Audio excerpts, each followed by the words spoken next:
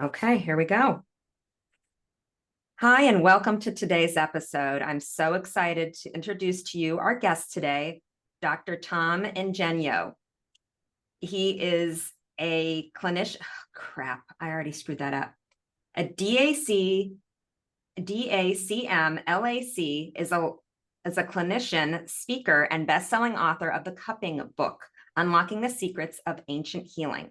Dr. Tom owns and operates Charm City Integrative Health, a multifaceted clinic.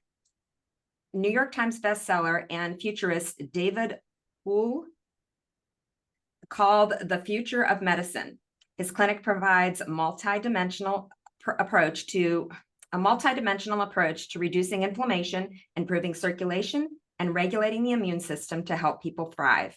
In addition to a quarter century of clinical experience, Dr. Tom has taught at 2 universities of East Asian medicine and has served as chair of the Maryland Board of Acupuncture. Dr. Tom has been featured in both consumer and professional media, spreading his message of health using modern research to traditional practices and humor to make complex theories and treatments understandable. His professional passion is to help patients and like-minded practitioners develop no-nonsense practices to allow people to maximize their health. Welcome, Dr. Tom. I'm so excited to have you here with us today. Oh, thank you so much for having me, Liz. So I'm excited to hear kind of how you started this. How did this end up being your background, and how did you become interested in acupuncture and other energy modalities and how they work together? Yeah, so really it to say it was a calling sounds so trite, but it really was. I don't think I could have done anything else. I was set up to pre-med. Mm-hmm. And the short version is I took a couple of classes, including a Chinese philosophy class, Yeah. like a Tai Chi, club after school. Yep. And my junior year, I received a postcard in the mail in the winter intersession from an acupuncture graduate program. And it was for an open house. And it turned out that I had enough credits to actually start the program. So I skipped my senior year. I did my undergrad and grad junior year together. I was taking 32 credits. Um, but I never looked back after that. It just I loved the philosophy. The philosophy is applied to all aspects of culture and lifestyle.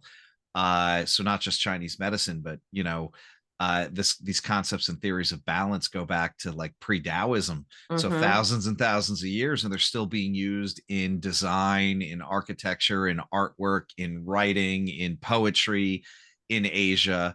And certainly those principles are internalized in our bodies. And it's something that somebody like me who's ADHD and really gets bored of things very quickly has never gotten bored of. And it's been, I think I started the program in 97. So Mm-hmm. it's been a while. I think we're both about the same age. I don't know. You look way younger than me, but Thank you. Thank you. I went bald, so you can't tell how gray I actually would be. well, I started doing EFT because I was bald originally. You Oh, won't believe wow. that, but seriously, I had something called trichotillomania, which is Hmm. compulsive hair pulling disorder, and that's how I found EFT. So I felt like, hey, I had to have this struggle in order to figure out how to fix it, and now my job is to. I switched my career to be able to do this to help people because I felt like, hey, this is my calling. Hmm. I struggled for so many years, and now I know how to fix this without using drugs. So it really resonated with me, and I ended up changing careers altogether. But 97, you mentioned 1997. I think that's the year that I graduated from college. So you're younger than me. But let's talk a little bit about how acupuncture works. Wow. Yeah, that's a big basket right there. So normally anytime I explain that, I give Eastern and a Western response, Okay, right? let's do that. So the Eastern response is that we have these pathways through our body, and we call them meridians, based off of a Portuguese sailor dubbing them those, like on a globe. And they run up and down the body, and they cover all the tissue. And they're a little bit wider than the lines that you see on the chart, depending on what level you're talking about. Um, But when our body is functioning the way it needs to, when our mind is working the way it needs to, when our emotions are calm, uh, energy flows along those correctly. Mhm. When we are under stress, when we have an injury, an accident, or a disease, the energy is either too deficient, stuck, or blocked in an area. Is probably a better way to put that. Um, and through acupuncture and body work and a bunch of other modalities, we try and manipulate that energy to restore flow and function to the body. Now, in Western medicine, we have plenty of studies to show these crazy things that happen during an acupuncture treatment. We still don't know why, so we still fall back and go, "Oh, we moved the energy." Mhm. But in Western medicine, one of the biggest effects we see is regulation of the autonomic nervous system. It's shutting off the fight or flight, turning Mm. on rest and digest when our body heals. And things like EFT, cupping, gua sha, body work, massage, all these things do that. And it's amazing because then we can look at this cascade effect, right? Our hormones normalize, our neurotransmitters come into balance, we get circulation to tissue that wasn't getting circulation. We break up this was funny during COVID, they showed that acupuncture actually breaks up the cytokine storm, which is this inflammatory process. So we reduce inflammation and we allow the body to take care of itself. So whether you describe it in Western or Eastern, it's this big thing, and you think, oh God, putting a needle in is doing all that. Yes, and probably more than. Yeah, I agree because like we talked offline a bit before we got started here, and I've done many, many, many sessions of Mhm, acupuncture, and it's hard to even explain to someone what happens in those sessions because you're relaxed. I mean, mhm, and you're sitting there, and I was doing some sessions, and I had to do I think 3 sessions a week when I mhm, first started for migraines, and I was doing it in conjunction with tapping, but you can actually feel the shift mhm, in a session when the um, doctor comes in, puts in the needles in specific areas. I don't never knew why or what, but they know what they're doing. Obviously, you know mhm, what you're doing when you're doing that. And then they leave you in there for an hour. But the stuff that happens in there is so similar to things that I see happen in EFT sessions where there's a shift in mhm, energy and you can physically feel it. That's the only way I can describe it to someone. And that's when we're talking about meridian lines, when I discuss meridian lines with clients, specifically people who are just getting started in EFT. They're asking, mhm, why does this work? And all the things that you just said is why it works. I mean, we're talking about neural pathways. We're talking about our fight, flight, or freeze. We're talking about, when our cortisol levels are so high, our prefrontal cortex gets hijacked and you can't make a decision. You're, tapping into literally, no pun intended, these blocked energy flows with mhm. either your fingertips or a needle is a way to divert that or, help to unblock that blocked flow. Would you agree? Oh, absolutely. I think you said something very valuable right there, which is it doesn't have to be a needle, right? We Right. have pediatric tools. People can do this with acupressure, EFT, right? I would even argue. I just had a conversation with somebody about neurolinguistic programming. I Uh-huh. feel that, like, the things that we say to ourselves also influence the flow of energy, right? Oh, yeah. So we could call it manifestation, we can call it affirmations, we can call it whatever. Hmm. Positive reinforcement, negative reinforcement, it's all the same. We control how our body works by stimulating it in various ways. Correct. And I just had this conversation with a new client who came to my physical office. I don't see very many people in my physical Cleveland office. I see people all over the world on Zoom Hmm, because the transfer of energy, it's not like acupuncture where you have to be there to hmm, receive the treatment. This works over, over the airways here. So when this young girl was in my office yesterday, she is so distraught with a behavior. It's a hmm, phobia, and I tried to explain to her 13-year-old mind that holding on to so tightly this energy to try to protect yourself when you're literally in fight, flight, or freeze all the time. You're in like adrenal fatigue, you're in overload mode all the time. You're just trying to protect yourself from something you don't even know what it is at that point. I told her, I said, hey, I know you're not going to believe me here, but when you start to try to let go of that protection, it allows energy in. It's gonna, like when you're holding on to something so tightly, you're blocking the positivity that can come in to help you heal. So actually letting go is opening your flow and letting the positive healing take place. But when you're so guarded, like this young girl was that I saw yesterday, I mean, I could see her suffering like the second she walked in the door. And we did a couple rounds of tapping and her whole body changed. I mean, her shoulders were down. She was actually sitting back in her chair. Her feet her legs weren't jittering. Her hands were at her sides instead of all fidgeting around. So, I mean, I watch it happen, and there is a direct correlation with manifestation, how you talk, your self-talk. It's very, very powerful. I don't think people really realize it until they start doing it. Yeah.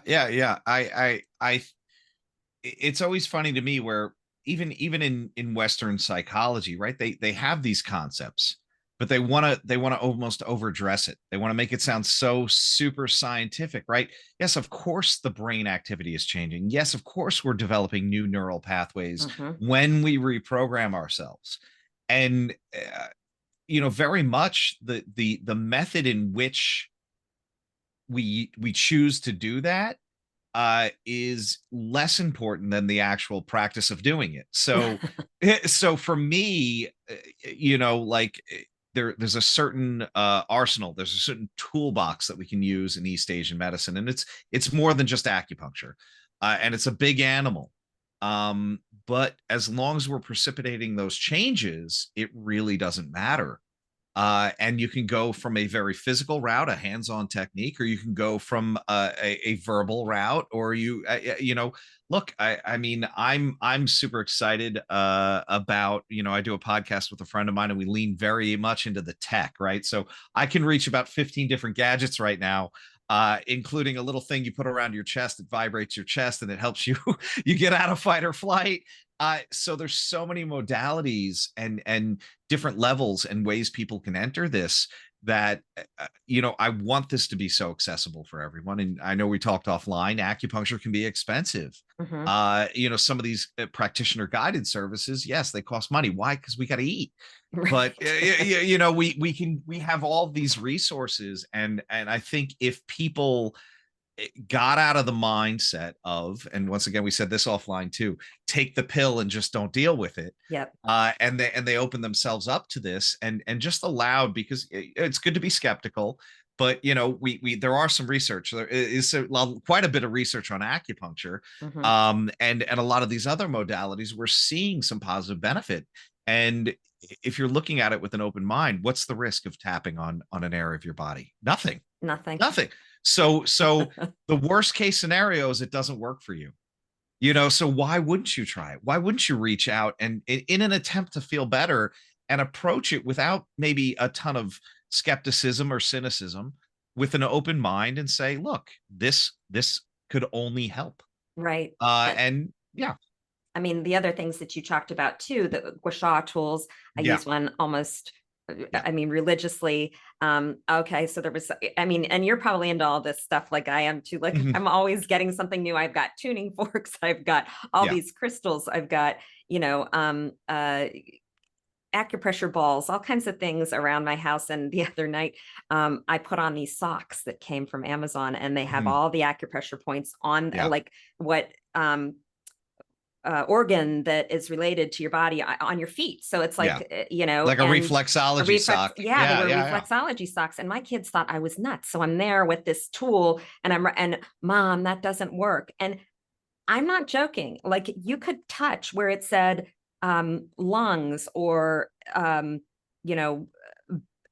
I forget where even I could really feel it. It was even in my stomach area where you're touching with this kind of tool that they give you on these points on your feet, and you can feel an actual sensation in those organs. I mean, Mhm. it's like immediate.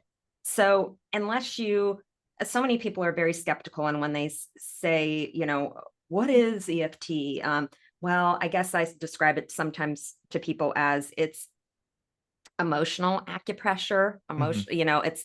It's acupuncture without the needles, with this verbal component. Yeah. And let's talk a little bit about some of the similarities between, I mean, we Yeah. did, but um, acupressure is the act of accessing those Those points. meridian Yeah. lines with your fingertips. And or something else, like I was touching my foot with this tool for the reflexology points. But the similarities, let's talk about the ones that work. I mean, you have someone in your office there that does Mhm. EFT as well. And like, do you necessarily see more people coming for acupuncture because they feel like it has more science behind it than Um, EFT, or like, I think not that, like, I'm not saying, oh, EFT is inferior. I don't ever want to give that opinion out. Um, I think it's more publicly accepted. It's more mhm, well known, and mhm, yes, we currently have more systematic reviews than physical therapy. Yeah, and a lot of those mhm, studies initially were like, this is all BS. Let's disprove it. right. And no, no, there's something here, Mhm, right? And even trying to prove the existence of meridians is something people have done off and on. And we have some working theories that hold some water, and then we have some that don't. um I think the biggest thing is, if we look at China and we look at most of Asia as from a cultural standpoint, they don't have time for things that don't work, right? That it would have fallen to the wayside right. thousands of years ago. Like, look at this nut job, jabbing people with sharp tools. And instead, and if we look at it, because they'll say, oh, it's not the scientific method. No, it is the scientific method extrapolated over thousands of years with millions and millions of treatments and observations, and things were written down. And certainly we started to see similarities. And to your point with like feeling zones when you press, on the Uh-huh. reflexology points there, a lot of my long-term patients, I have a lot of patients, and I've been blessed with ones that I've seen for like 3 offices, right? They've been with Mhm. me almost 20 years, and they come in for maintenance. It's not often, maybe once a month, maybe once every couple of months. Why? Because they like the way they feel. And I do believe that a lot of these services, yes, we can help you out of some really dire situations, but we perform best as preventative, as maintenance, as life engendering type services. And when we put the needles in those people that have had a bunch of treatments, the conversation I have with them is very different. They go, oh, you put that there and I feel it here. And then I can Uh-huh. go point on the chart on the wall and go, oh, see, this is the line, right? Yep. And I believe that's how this evolved over thousands of years. It's like, Mhm. look, I'm in touch with my body. You press there, I feel it X, Y, and Z. Okay, let's put a line there and see how we can connect it. And then you have thousands and thousands of people getting that done, saying similar things, and now we're mapping it out, you Yeah. know? Well, so what are your thoughts on in tapping? A lot of people will ask me, why are there's there's hundreds of points, Yeah. meridian lines on our body. Why are we only using these nine? What are the different, why? So one, I think with EFT, and by design, it has uh some overlap, right? It's tapping with multiple fingers, right? Why? Mm-hmm. We're not gonna miss that point. And if we Right. hit anything else, we're not doing any Any harm, right? harm? Right. Um, but and this used to frustrate me as a young acupuncturist. I would sit there and go to the textbook. Somebody would come in and say, "Oh, I've got a sty," and then I go, "Oh my god, I have to find that sty point." Uh-huh. And then I started reading a lot of the classical practitioners, the famous physicians, and looking at studies and looking at some modern practitioners, and it's like this this I read 20 case studies. Each patient had a different complaint, and son of a bitch, out of these 20 points, Uh-huh. 16 to 18 of them were the same on every patient. Uh-huh. And those, now I describe them as, like, if we look at a map of airlines across the country, right? Okay. We can take a bunch of little puddle jumpers to get me to you, Mhm. right? Mhm. Uh, Maybe there's not a direct flight, but I know if I fly to Atlanta, I'm able to get to you. Why? Because Atlanta goes everywhere.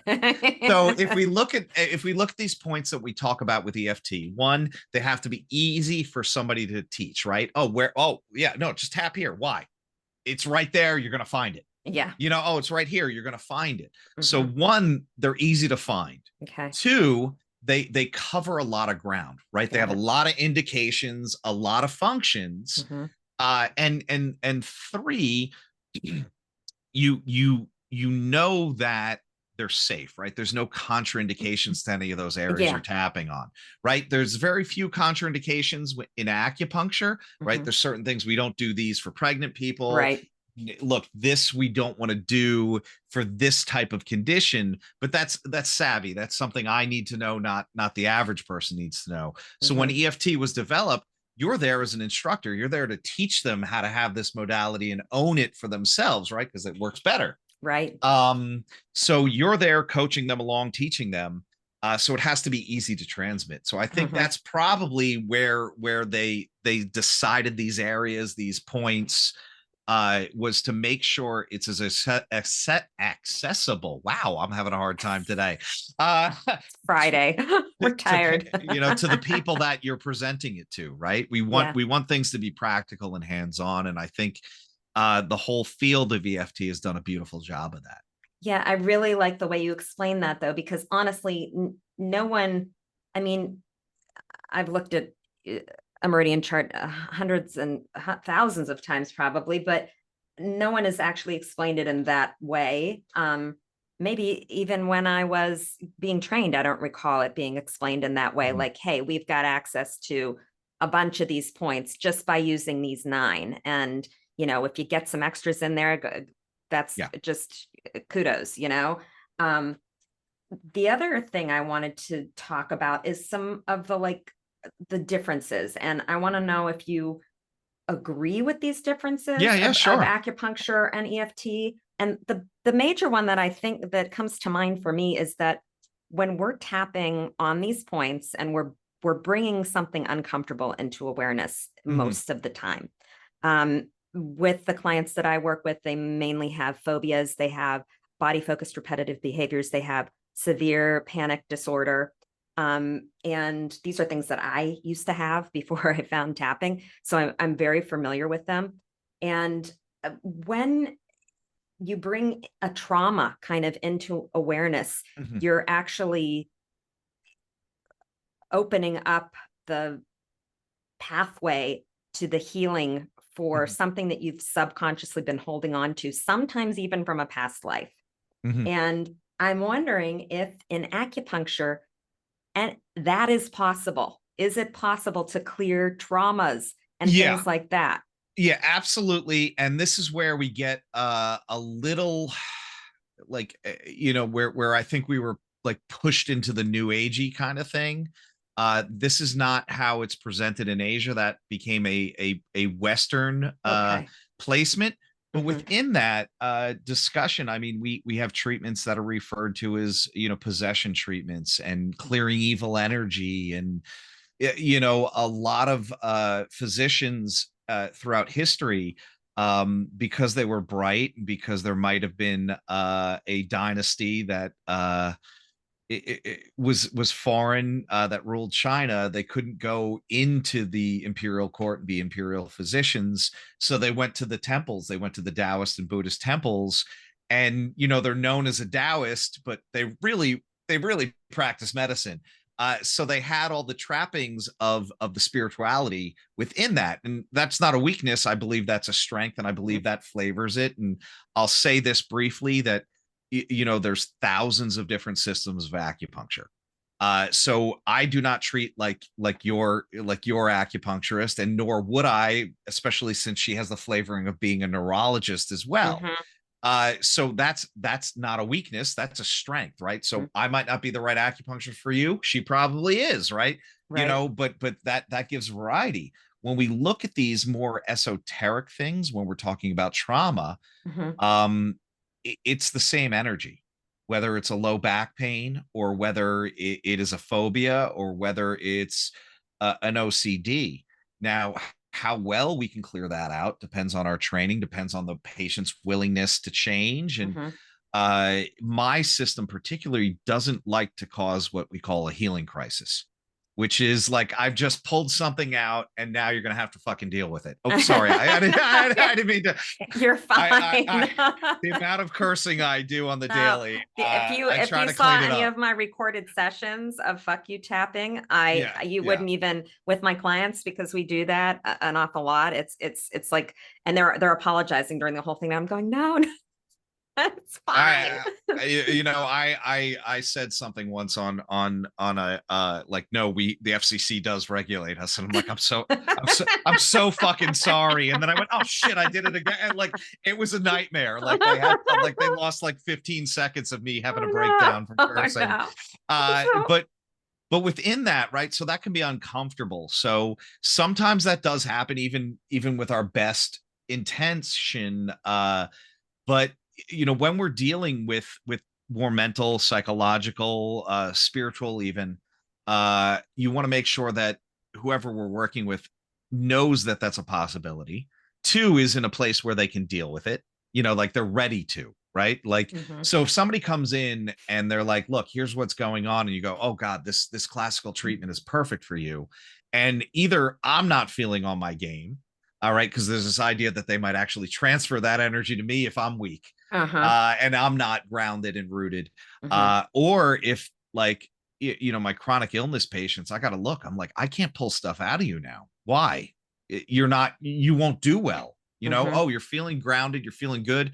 All right, let's mess with that a little bit. Yeah. Which sounds so counterintuitive, but like, all Yeah. right, you're good at this level. Let's dig a little deeper. Uh-huh. And what I want is to have the word cathartic be used, right? Yep. Like, well, it's not necessarily painless, but it is good, right? The treatment should Correct. still be painless, but the emotional response may not Hmm. be. So people can actually have emotional responses after an acupuncture session. Absolutely, right. So here's the thing with and I'll kind of try and give it the most non-system specific explanation here, because Hmm. I'll say something and 10 other acupuncture will be like, that guy's an idiot, and I'll go, no, here's the textbook. Here's what it says. And it's like, so we'll sit there and take apart each other rather than actually helping patients. But within that, right, we every channel, and we have 12 channels, has a psychological and emotional component, right? And people go, oh, that's BS. And I go, no, I'll prove it to you. If I told you I had butterflies in my stomach, right? Common expression in the US. I'm Hmm. worried, I'm anxious. Well, guess what the emotion of the spleen and stomach channels are? Anxiety, emotion, overthinking, Hmm. right? So we do it, and I can pull out 10 more. I know we only have a limited time, so I won't do it. But within that there may be a psychological and emotional component to a physical symptom.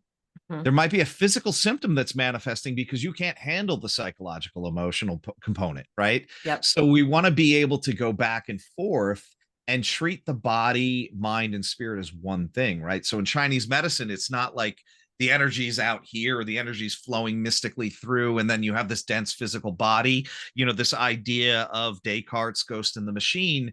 It's oh wait, hold on. Yes, Ghost in the Machine, not Ghost in the Shell is the anime movie. But within that, the idea being that it's all energy. It's just how packed it is, how dense it is, right? So the physical stuff is physical because the energy is so impacted, and almost to the point of, like, I had this analogy the other day come to my head, and I wasn't sure if I was just really stoned or if it's really a good one. So I'm going to pitch it to you. That, like, we take a hydrogen atom and we split that, and we have atomic power. That could be a bomb, that could be a nuclear plant. Mhm. Every cell in our body is at least the size of an atom of hydrogen, or made up of atoms that are bigger, which hold infinitely more energy. So Mhm. we've taken this insubstantial energy and we've compacted it down into our bodies. So yes, that the physical part is definitely energy, and we can get weird and talk about quantum physics, and I think most Oh, of us that yeah. talk No, about that, yeah. we're People not won't. qualified. Yeah. That People are requires gonna math freak with out. just letters. I know. Yes. And I'm really bad at math. So, but I totally, so this is very eye-opening for me because I've had two different experiences with acupuncture. One, when I did all of these sessions for about 6 months Mhm, with this specific practitioner, acupuncturist that is a trained neurologist in China. I never felt anything emotional mhm, with regards to my migraines when I saw her. But then when I saw her for something different, there were emotional components to it. And mhm, it was just for allergies. It's like seasonal allergies and asthma. mhm. And I don't know what the difference was, but she obviously put the needles in different places.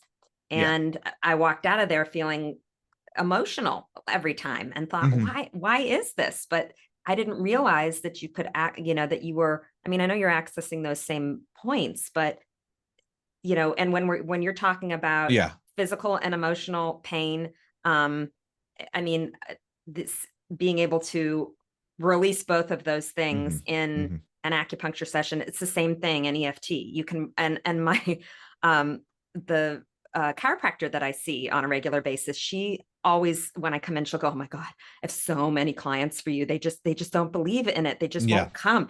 I said, "Why?" I say, "Why? What do you have?" Well, they keep coming to me for the same back pain, but I can't help them because I know it's emotional Yeah. and it's stuck. And I've had people in my office with all of with that exact thing and watched it release in front of me when they've done every physical therapy thing, everything that they can, and it Mhm. releases in one session, Yeah.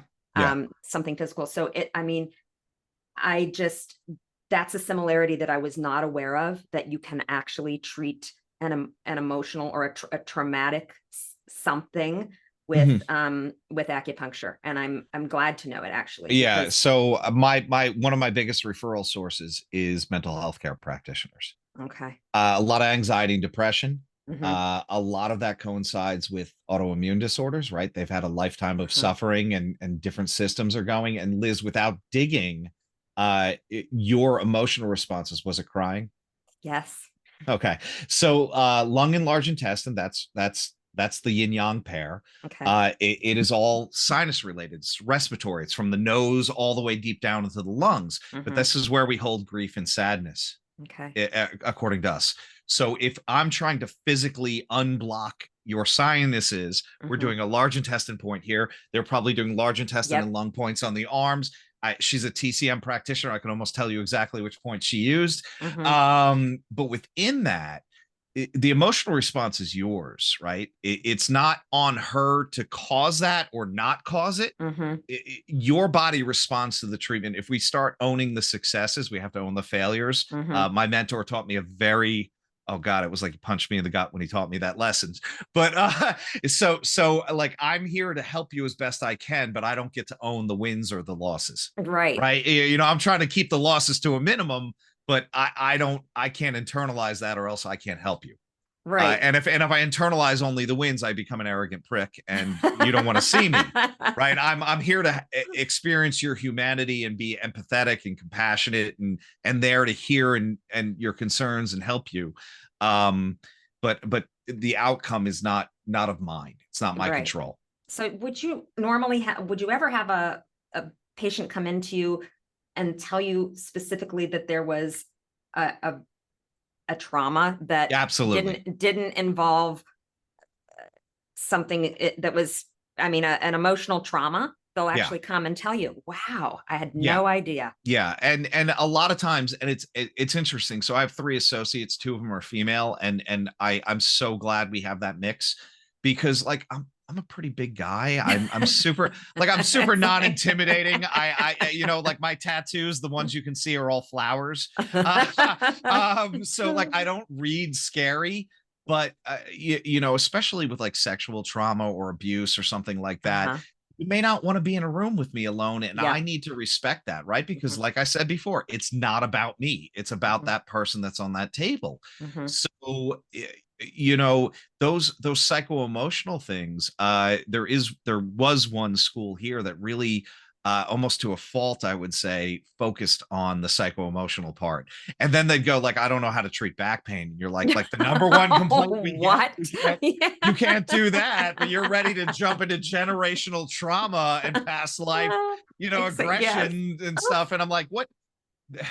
Come on, man. Yeah, but when we pull back, and when we get out of that like little infighting with the individual systems, and you start to look at the system as a whole, and I will tell you that chart that you see on a wall, Mhm, or the chart that you probably have in the EFT book, that's mhm. only the primary channels. If we looked at what all of these layers that we learn in acupuncture school are, it would just look like a mess. It would be a You web. couldn't even, yeah, Yeah, you yeah, couldn't even all decipher the it. Yeah. smaller things, Mhm, deeper connections. mhm. We have channels that go so deep that you don't access them with a needle. You have to do a point to open that channel, because I'd have to put a needle like through organs, and that's not Yeah, we can't good. do that. Um, Yeah. so they'll be on the limbs, and we're opening up these deeper levels, and each one of those has a psychological component, a spiritual component if we really want to go there. Mhm, um but when you stimulate those points,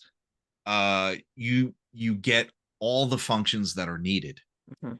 And especially when I'm treating the psycho emotional stuff, I don't want to tell them too much. Like, I don't want to almost program them to have a response. And I understand uh that. Yep. let them tell me, oh my god, you did this. It's very weird when we're treating somebody, and uh I want it to be a safe space. So I tell them, look, you got to cry, you got to scream, you got to yell. It's all fine. The weirdest one for me is the unbalanced heart stuff, which is joy or lack of joy. And they start laughing. Uh-huh. And sometimes it's like like they heard a funny joke, and then another Mhm. time it's like a very creepy, It's like a like hyena laugh or something. and Yeah, like it's like a maniacal. this Yeah. is a horror story. This is how a horror story starts. And Yes. you're like, no, they just got to get it out. It's unregulated heart. It's lack of joy. It's Mhm, something. mhm. But yeah, like the crying, or the I'm so pissed off that the face turns red, and I'm like, okay, just don't hit me. That's fine. But when it's the unregulated heart channel, that's when I'm like, oh god, that was creepy. I want to go take a shower. So It's would you ever like tell those people to, to do some tapping around yeah, any of that? yeah, we definitely do, because it, this is a problem with healthcare as a whole, right? We don't focus on the things we're doing at home, right? We can talk about diet, we can talk about exercise, right? Mhm. And we have so many people that are failing at diets and the exercise protocol, not because they're bad people, but because I think society itself doesn't lend itself to being healthy Yeah. as a whole. So we're beating ourselves up because maybe I just want to eat a pizza and cry. uh and why? Because you have this crippling stress over you, Mhm. and you're not able to do like, oh, hashtag self-care or something like that. It's like you can't self-care yourself out of having financial constraints. You can't self-care yourself out of Yep. having family trauma. You can't. Right. So yes, you need to do those things. And you should have protocols, you should have things at home, right? And EFT, and getting an EFT coach to teach you how to do it, and checking in with them, that is like where the magic happens, where you're seeing people take and become empowered in and adding that to their routine is really where they need to do it. It's like pulling teeth sometimes, because they're already, when we're overstressed, the things we need to do are the first things to fall to the wayside, Right. right? Like, why? Because it's easier for me to stop at McDonald's than to go home and cook. Mhm. Why? Look, I just need to get rid of the stress. I'm going to drink this bottle of whatever it is. Yeah, and almost acupuncture almost seems easier than Well, EFT. I have an appointment. I go in, Mhm, here in Maryland, my practice is probably about 70% insurance based. So mhm, look, I might just be taking out a copay or no copay. mhm. Um, and it's almost in this, I'm going to be laying down anyway. I'm forced to rest, Uh-huh. right? You, Yeah. you know, you want me to take 10 minutes to meditate or do breath work or something like that or It EFT. yeah, it But I don't feels have that time. yeah, I know, it feels too big to do it. Yeah. So, I mean, all of this has been really eye-opening and makes me really understand how the two go together and how they can be used, um, in conjunction with each other all the time. I mean, now I don't think I'd go to an acupuncture session without tapping afterwards, Mhm. just because now I know that that this is moving that energy that could possibly cause an emotional release, even that I'm not even gonna, that I don't even know about until I'm in the car on my way home. Why am I crying? Yeah. Yeah. But so someone could actually, this is also very eye opening to me, that you could seek out someone to work for with you, an acupuncturist to work with your specific need, even if it's emotional, even Yeah. if it's pain related, even if it's something, bizarro that you would not see, that you don't want to see a regular doctor for, Well, um, it's your almost funny primary care. because we all kind of love that. We really like we'll treat what we treat. We'll specialize in certain things sometimes, which I think, I understand you have to do it to compete in this world. But when you come in with that thing that no one's ever seen before, or that thing that you think is weird and embarrassing, we can work that into a whole story, right? We can work that into a whole, like, this is who you are as a whole person. So we don't want you to hide stuff from us. We Hmm. want to hear, like, hey, this is completely unrelated, but every night I wake up at this time. Oh, hey, guess what? The energy's in this channel those 2 hours. So that Okay. tells me more than I need to know. Hmm. We have a chart that we talk about these, like, what does that mean? Hmm. I've never had somebody come in and go, hey, my brother-in-law, this happened with, but it's on a chart. And at some point, it happened enough throughout history where somebody was like, I'm going to write I'm that gonna write down. that down. Yep. So I'm just thrilled that we got to spend this time together. And I want to let you tell everyone where they can find you Yeah. and any offerings that you have. If they're in the Maryland area, they'll, I'm sure they'll look you up and come right in. If it's not for acupuncture, at least it would be for, a cup of coffee and a couple of laughs. Yeah. Yeah. Yeah. So, So, yeah, please. My main website is Charm City Integrative, TIVE.com. That is my clinics page, but there's a whole about me section. There's links to my book, which is thecuppingbook.com if you want to go there.